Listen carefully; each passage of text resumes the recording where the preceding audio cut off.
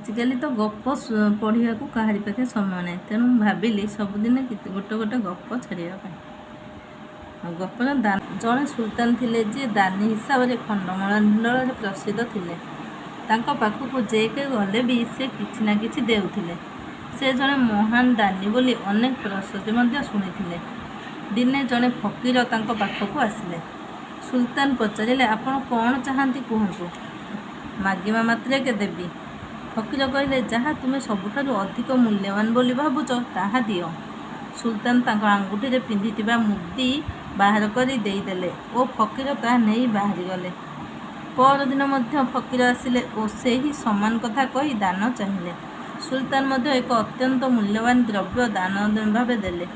एमती किछि दिन बीतीगला पर दिने राजा को मनहेला जे से हुए तो जड़े ठक हाबुड़े पड़िचंती और फकीर मान प्रति तांकर दुर्बलतार फायदा से लोक नेउछे। सुतरां पर दिन फकीर दान नहीं गला पर सुल्तान तांकु नीरव रे अनुसरण कले। किछि बाट गला पर फकीर से ही दान को नदी भितर को फिंगी देले। सुल्तान यह देखि तटस्थ होई नीरस मन फेरी आसिले। परदिन पुणी फकीर आसी पहुँचले। एथर सुल्तान तांको कहले आपण दान पाइबा लगी योग्य नुहति। मोठारू अति मूल्यवान संतक सबू नहीं आपण नदी मध्य को फिंगी देउछन्ति एनिक आपण को दान मिलिबो नाही।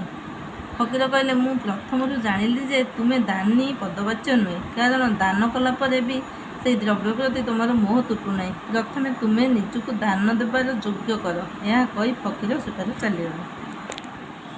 यही गपरू आम जानिलु जे कौन द्रव्य दान दे सारा पर मोह रखा उचित नुहे। Thank you.